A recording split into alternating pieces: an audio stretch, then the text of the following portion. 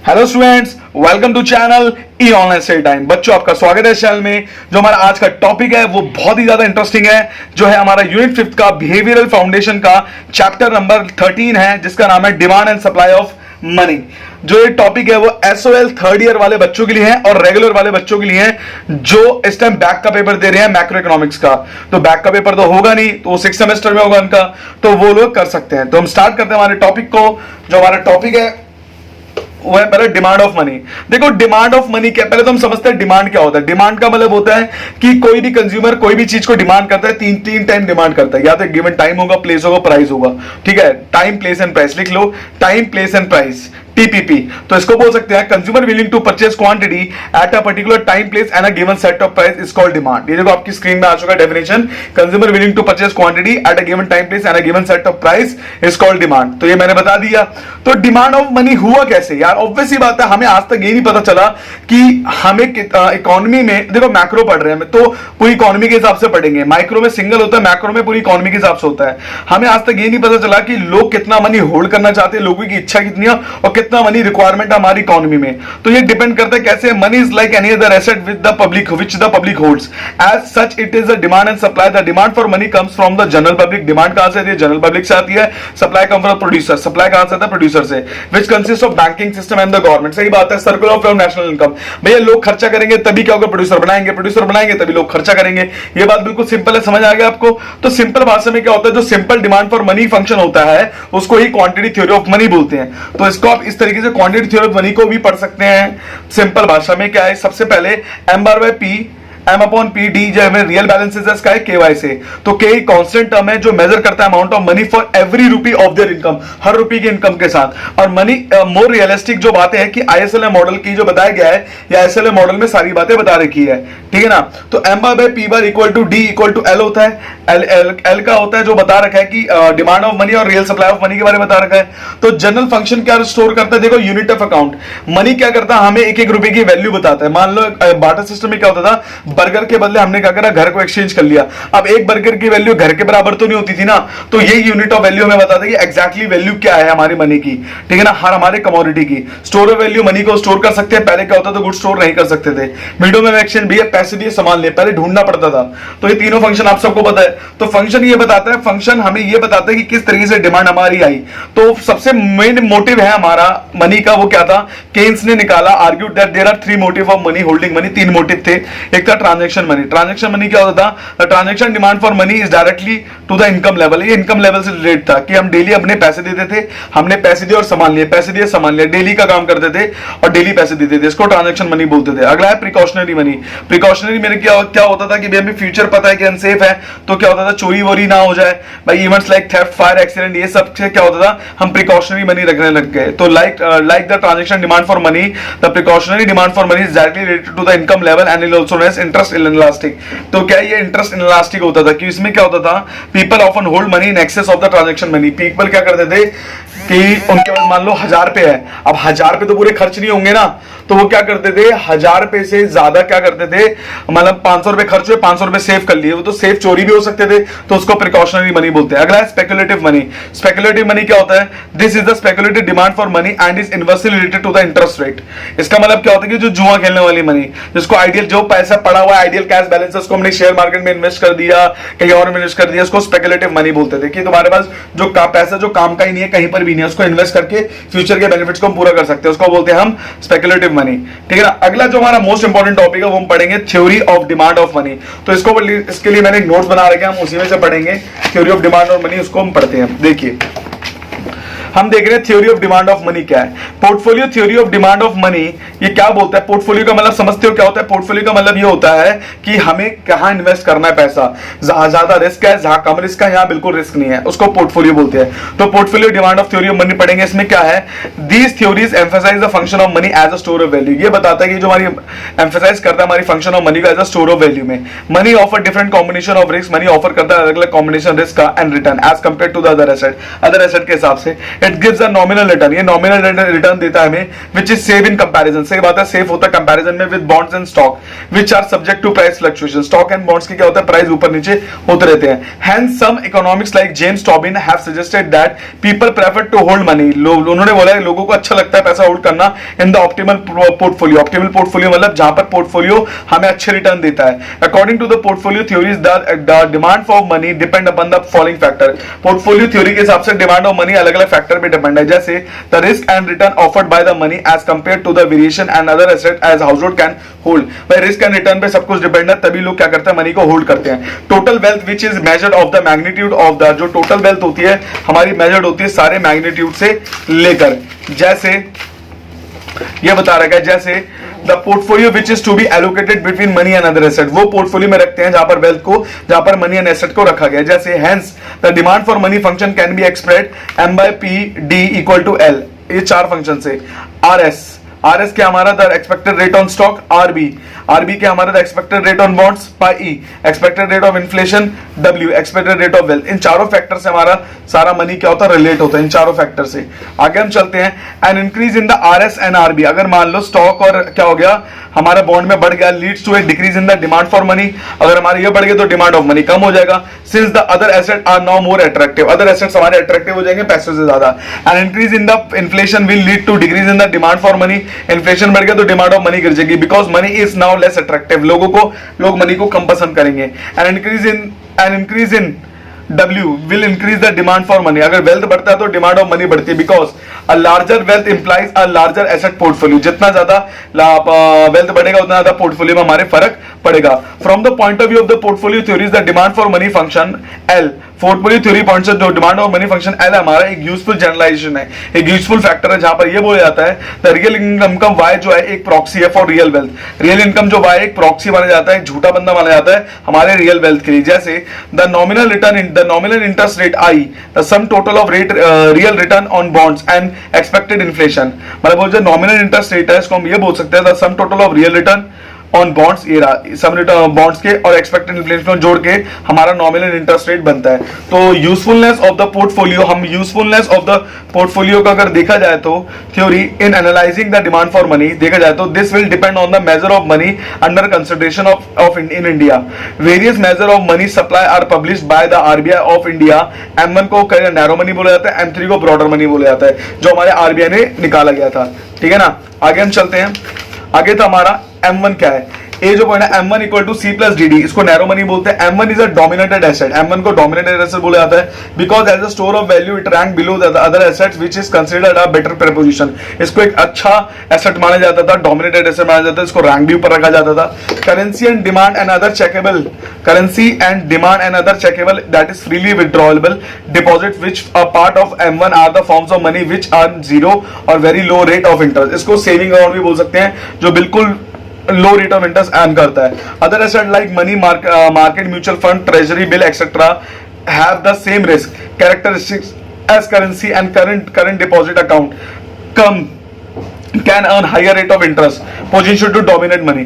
जो other assets होते हैं वो क्या करते हैं, ज्यादा इंटरेस्ट रेट करते हैं ज्यादा, क्योंकि रिस्क भी सेम होता है ऑलमोस्ट, और ये अर्न भी ज्यादा करते हैं पोजीशन टू डोमिनेट मनी के हिसाब से। तो हम पोर्टफोलियो थ्योरी में ये पढ़ते हैं, portfolio theory are unable to explain the demand for this dominated forms of money. Portfolio इसको कभी नहीं बता सकता कि कितनी डोमिनेटेड ये इनकी डिमांड है, which do not give much return, वो जितना जो रिटर्न नहीं देते फिर भी डोमिनेटेड आते हैं, ठीक है ना। The broad measure of money is M2, जो ब्रॉड मेजर है वो हमारा M2 है, where M2 equal to M1 plus retail money market mutual fund balances plus saving account with respected checking facilities. ये सब कुछ देता है, M1 भी देता है प्लस कुछ अलग बेनिफिट देता है, जैसे रिटेल मनी म्यूचुअल फंड वाला देता है, सेविंग अकाउंट देता है, विद रिस्ट्रिक्टेड चेकिंग फैसिलिटीज देता है। People may prefer to hold their asset in the form of M2 rather than in the form of stock और bonds because they may involve an apprehension of risk. जहां पर क्या होता है, इसमें risk ज्यादा होता है, इसमें कम होता है, but they may also be return, वो रिटर्न भी चाहते हैं।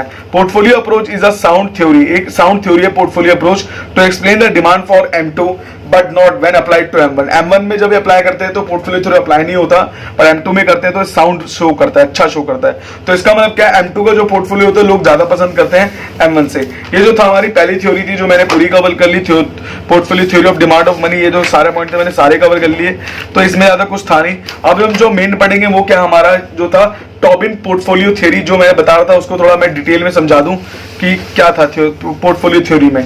देखिए पोर्टफोलियो थ्योरी में पढ़ लिया, M2 में होगा। अब आगे हम चलते हैं, M2 में क्या था इसमें, Tobin portfolio balance theory. This theory concentrate on analysing the behaviour of individual wealth holder. ये इंडिविजुअल वेल्थ होल्डर पे फोकस करता है। Observation so that the individual wealth holder seldom hold either nothing, या तो वो कुछ भी होल्ड नहीं करेगा, बट मनी और nothing but bonds. But there is a people prefer to hold a mix in their portfolio. लोग क्या पसंद करते हैं, उनका मिक्स हो पोर्टफोलियो के साथ। In fact it has been observe that people had hold a diversified asset portfolio. हमने देखा है लोग अलग अलग जगह पैसे इन्वेस्ट करते हैं जहां पर मनी और बॉन्ड सारा होता है। उनको अपने फ्यूचर को सर्टेन फ्यूचर पता, सबको सर्टेन नहीं है। ऑब्वियस सी बात है, कहीं हाईएस्ट रिटर्न मिल रहा है, कहीं लोएस्ट रिटर्न मिल रहा है। आज जहां हाईएस्ट मिल रहा है कल वहां लोएस्ट मिले, आज जहां लोएस्ट मिल रहा है कल वहां हाईएस्ट मिले। तो इसलिए लोग क्या करते हैं, सेम वो टेस्ट ऑफ पीपल के हिसाब से वो वेल्थ एज अ गुड मानते हैं और रिस्क एज अ बैड मानते हैं। तो रिस्क क्या होता है, हमारा सेटिस्फेक्शन को क्या करता है, कम कर देता है। In addition there is a trade off between risk and return. भाई सही बात है, रिस्क ट्रेड ऑफ होता है रिस्क एंड रिटर्न में, और लोगों को क्या चाहिए, हमारा पैसा सेफ रहे। तो इसी चक्कर में वो क्या करते हैं, consider an individual who receives an income once in a time period, a part of which he puts aside as a saving। वो जो इनकम, मान लो 50,000 इनकम है, 30,000 खर्च करते, 20,000 सेविंग हो गई उसकी। Assume that the asset available to him or only the money and bond। asset जो है इसके money and bond है, and also the price level जो क्या है उसका constant है। As far as money is concerned there is no risk or return। money में कोई risk and return नहीं होता है। As far as bond involved they yield and interest and affected by price fluctuation। bonds क्या होते हैं, affect होते हैं price fluctuation से। they yield and income but there is uncertain, the income has two component। इसके इनका जो income के दो component होते हैं कि इंटरेस्ट रेट क्या मिलेगा, एक्योर होगा, बॉन्ड के हिसाब से होगा, और जब लॉस होगा वो भी दिख जाएगा। Capital gains and losses the probability of which will have to be assessed by the individual. भाई प्रोबेबिलिटी है, प्रॉफिट भी हो सकता है, लॉस भी हो सकता है, कभी कभार जीरो भी होता है। दस the expected yield from holding bonds matches the market rate of interest. Expected yield क्या होता है, जो मार्केट में हमें उस हिसाब से हमें चीजों को देखा जाता है और मिलता भी है। ठीक है, अब हम आगे चलते हैं, हम थोड़े डायग्राम की तरफ देखेंगे। The risk inherent in the returns can be measured by the standard division. इसको हम स्टैंडर्ड डिवीजन के हिसाब से देखते हैं, of the probability distribution of an individual expectation of future prices of the bond. जैसे हम समझते हैं, इसको पूरे डीप में कोशिश करते हैं। The problem faced by individual at the end of the period is the allocation of the fixed saving। सही बात है भाई, at the end के टाइम में उसको फिक्स सेविंग नहीं होती between bonds and money such that the utility he expect from the that means maximum। उस टाइम चाहता है यूटिलिटी मैक्सिमम हो। देखो जैसे एक्सपेक्टेड वेल्थ है, उसने इतना सोचा था, ठीक है ना, ये हमारा स्टैंडर्ड इतना रिस्क है, ये पॉइंट हमारा बजट कांस्टेंट यहाँ से कट गया, इसको इक्विलिब्रियम पॉइंट बोलेंगे। अगर ये यहाँ पर होगा तो क्या होगा, यहाँ पर होगा तो क्या होगा, ये बताया गया। जैसे ही expect the increase in the interest income and thus in this wealth and utility in the next period. उसने सोचा क्या होगा, हमारा इंक्रीज होगा इंटरेस्ट इनकम और उसकी वेल्थ भी बढ़ेगी। However this increase in the dispersion of likely values is wealth would amount to the to in the next period. Increase in the dispersion, उस की जो उसका इंक्रीज होगा वो इस तरीके से होगा जहां पर उसकी वेल्थ भी नेक्स्ट पीरियड में बढ़ेगी ही बढ़ेगी। Since the price of bond fluctuate, price of bond fluctuate है, ऊपर नीचे हो गए, बजट कांस्टेंट मिल गया। The more the bonds in the portfolio the higher is the possibility of fluctuation in the value of portfolio. जितने ज्यादा क्या होगा कि अगर बॉन्ड होंगे पोर्टफोलियो में, उतना हाईएस्ट पॉसिबिलिटी होगी तुम्हारी फ्लक्चुएशन की। He is trading of extra expected wealth with an extra risk in the next period. तो उससे अगले क्या करेगा, वो एक्स्ट्रा एक्सपेक्टेड वेल्थ डालेगा कि एक्स्ट्रा रिस्क के लिए। इन other words he is willing to undertake extra risk for the extra wealth that he expects to earn in the next period। भाई वो ज्यादा पैसे लगाएगा, ज्यादा रिस्क लेगा, वो चाहता है ज्यादा रिस्क लेना। तो the vertical access represent the expected wealth. जो वर्टिकल एक्सेस है वो क्या एक्सपेक्ट क्या करता है, हमारा एक्सपेक्टेड वेल्थ करता है वर्टिकल एक्सेस, ठीक है ना। तो horizontal axis the standard, horizontal axis है वो क्या हमारा स्टैंडर्ड डिवीजन ऑफ रिस्क है, ठीक है ना। I1 क्या शो करता है, इंडिफरेंस कब है हमारे, जो हर बॉन्ड के बताया गया है कैसे कैसे हैं। Since wealth is goods and adds to the individual where the risk is bad reduces the utility. Risk bad है और वेल्थ हमारा गुड है, जैसे मैंने आपको बताया था, ठीक है ना। So reduces his utility, each curve slope upward towards the right, ठीक है ना. This implies the individual to remain on the same indifference curve, or in other words at the same level of satisfaction with an increase in his wealth he will be better off unless there is an increase in the risk. भैया जब wealth बढ़ेगा तो risk भी बढ़ेगा बढ़ेगा, ये बात तो सच है ही.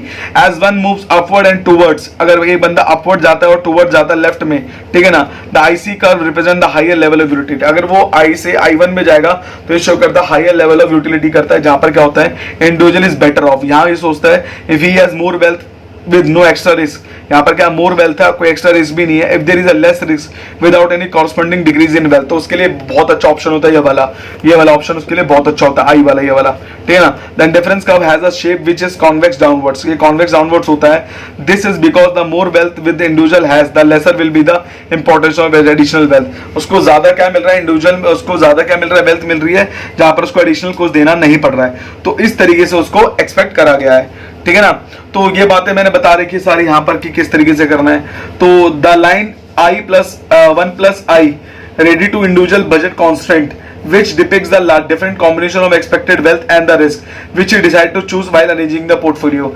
Point W which is wealth he start with, W से wealth start हुआ था, he would also end with the same wealth in case he holds the entire wealth in the form of money. वो अगर मान लो सारा money की form में रखता है तो W पे शुरू करेगा, W पे ही खत्म कर देगा.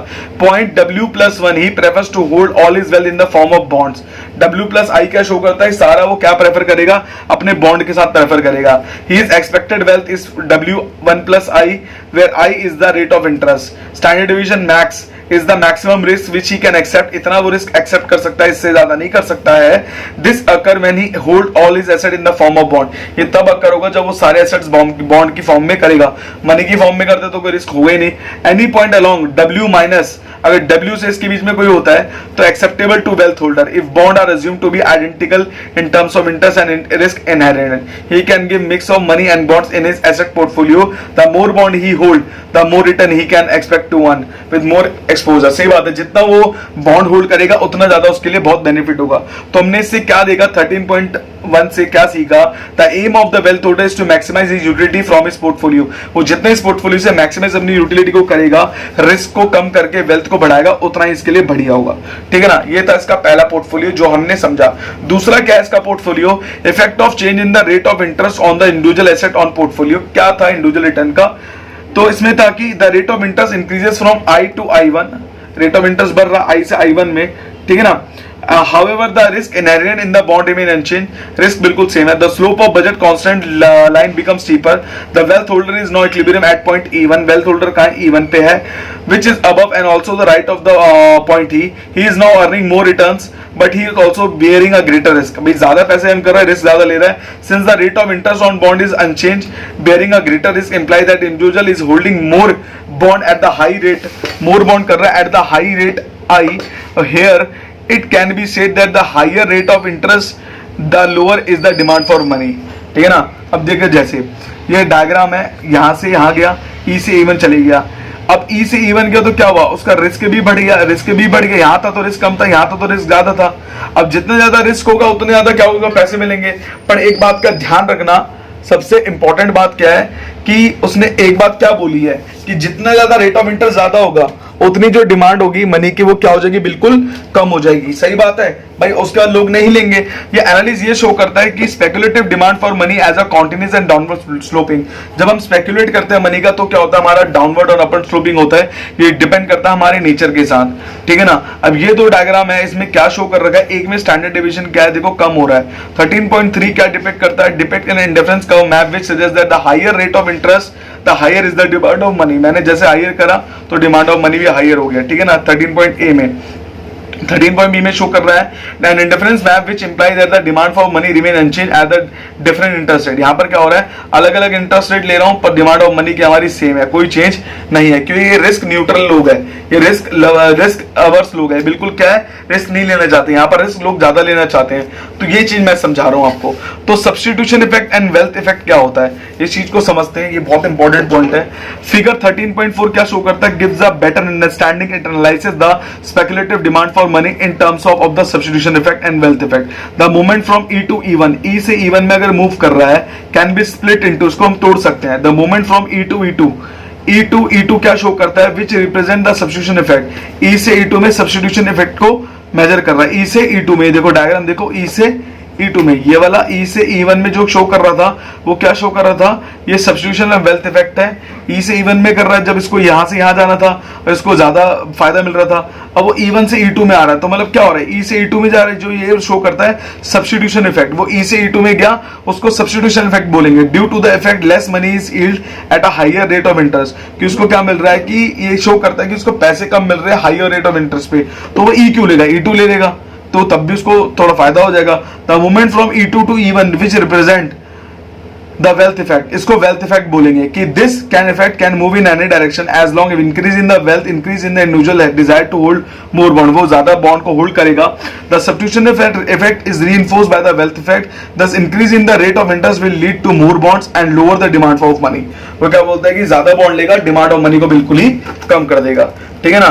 तो इस चीज को हम ये बोल सकते हैं कि एक बंदा क्या करता है कि डू नॉट होल्ड बॉन्ड्स, अगर वो बॉन्ड होल्ड नहीं करता तो उसको कोई इफेक्ट नहीं पड़ेगा, कि डिमांड हमारी जो मनी होगी वो कांस्टेंट बैलेंस पे ही रहेगी, ठीक है ना।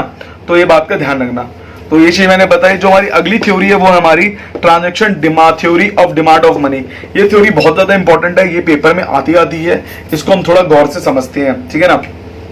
Transaction theory of demand for money, this theory मिले emphasis on the medium of exchange function of money. Medium of exchange, भाई हमने एक सामान दिया, हमें उससे कुछ मिला, ठीक है ना भाई, ट्रांजैक्शन जो रोजमर्रा की जिंदगी में करते हैं, ठीक है। They acknowledge the narrow measure of money, M1 is the dominated asset, currency and checking accounts are dominated by the holding asset such as saving account and treasury bill. In spite of being dominated asset, the theory emphasizes the people hold money even though it does not earn any return because it has the benefit of making transaction more convenient to conduct.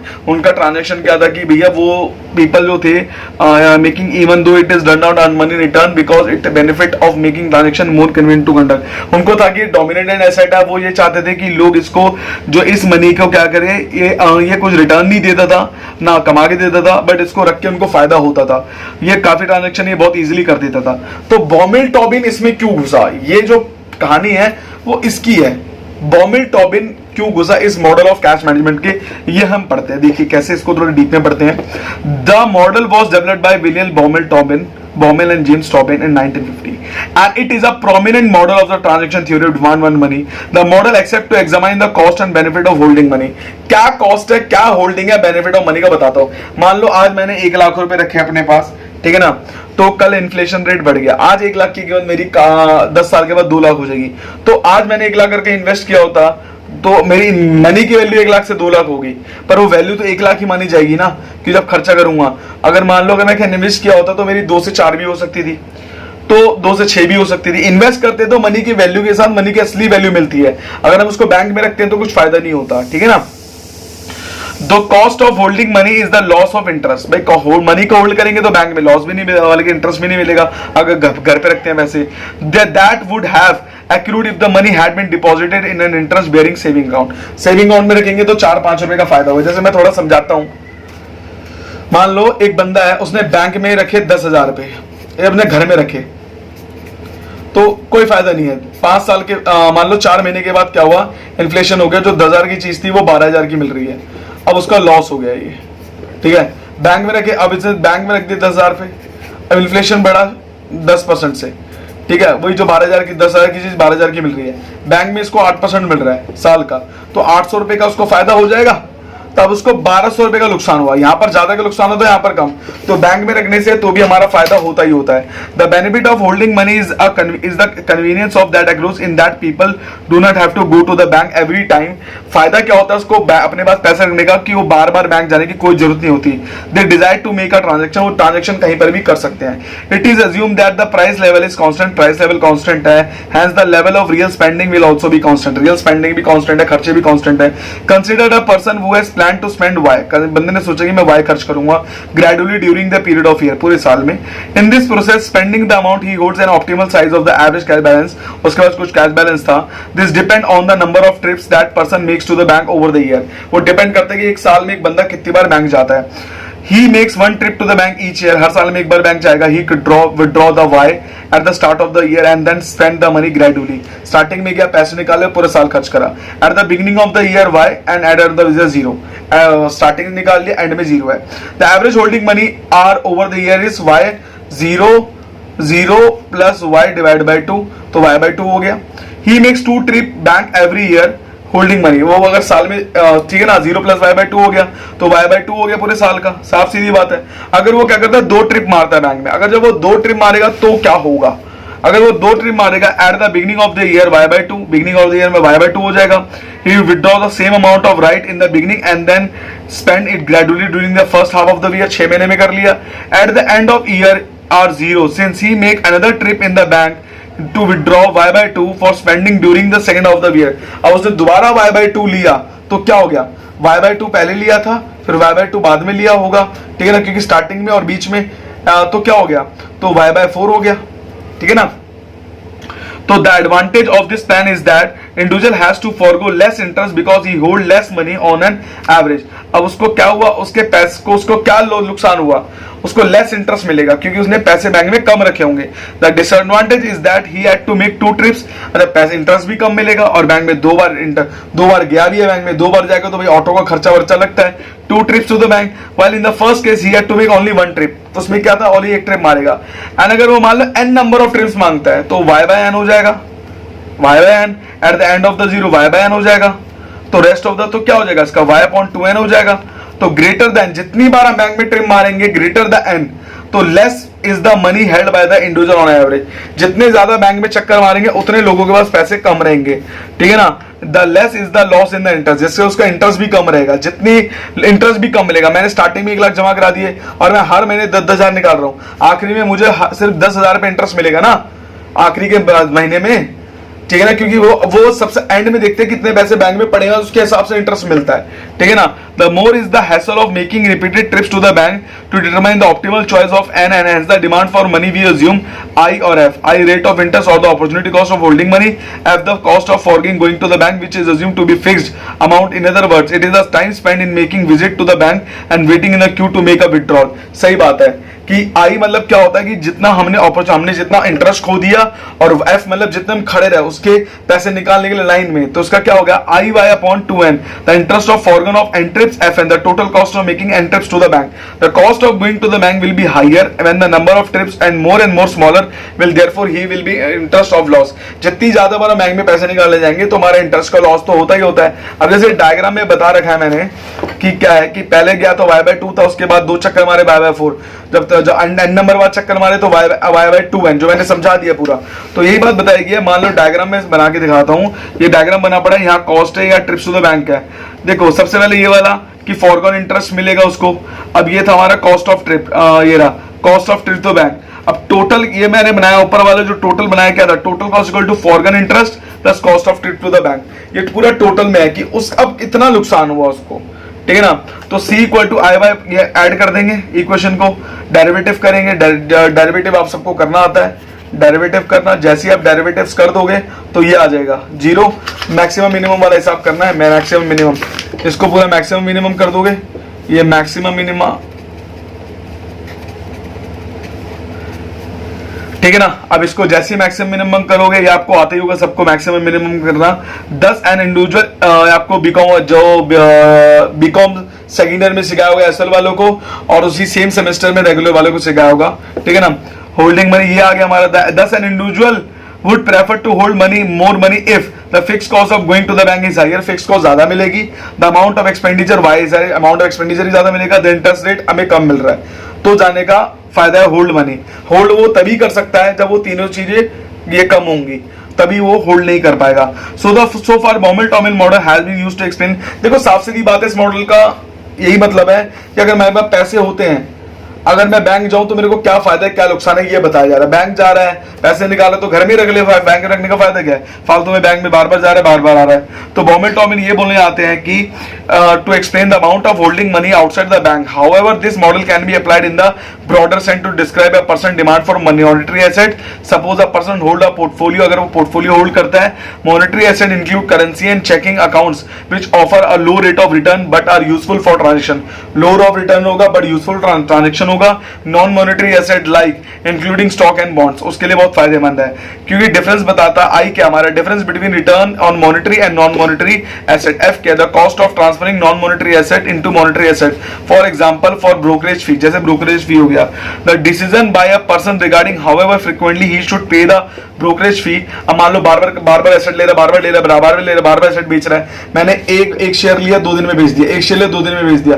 जब मेरे को profit हुआ 500 का, 400 का, पर मेरी brokerage फी 1000 रुपए लग जा रही है, तो 600 का तो लॉस हो रहा है. तो ये जो चीज करता है उसको करने का फायदा नहीं है भैया. ये अगर आप कोई बाउंड ले रहे हो तो वेट करो, टाइम तक वेट करो. आप रोज रोज सेल परचेज मत करो कि ब्रोकरेज फीस ही ज्यादा है. ये बताने का इसका महत्व है इसमें मान लो जो ब्रोकरेज फीस बार ले रहा है तो मतलब बार बैंक जा रहा है, कंपेयर कर लो आप उससे, ठीक है ना. तो क्रिटिक ऑफ दिस मॉडल का the Bombay top in model may not be stable over time. ये स्टेबल नहीं हो सकता. The spread of automatic teller machine reduces. अब जैसे एटीएम आ गया तो इसके चीजें बहुत खत्म होगी. सही बात है. इंटरनेट बैंकिंग आ गई, ये चीजें अप्लाई नहीं होती. ये बात मेरे को इसमें बतानी थी. सो बच्चों आपका जो चैप्टर था बिल्कुल खत्म हो चुका है. तो सप्लाई ऑफ मनी है, ये आपका 12th क्लास का रिलेटेड, जिसमें ये बताया गया कि आपको मनी मल्टीप्लायर करना होगा 12th क्लास का. इसमें ज्यादा कुछ है नहीं कि एक बार पैसा हमने बैंक में रखा, और इसमें ज्यादा कुछ है नहीं. इसमें आपका open market operation, reserve requirement, statutory discount rate, reserve repo rate, ये सब मैंने बता रखा है. आप इसको देख सकते हैं, इसमें ज्यादा कोई टेंशन की बात नहीं है. सो अब तक मेरे चैनल को जिसने सब्सक्राइब नहीं है सब्सक्राइब कर ले और बेल आइकन दबा दे, जिससे कहो मैं ऐसी वीडियो आपको बना के दे सकूं बार बार. और बच्चों घर में रहिए, सेफ रहिए.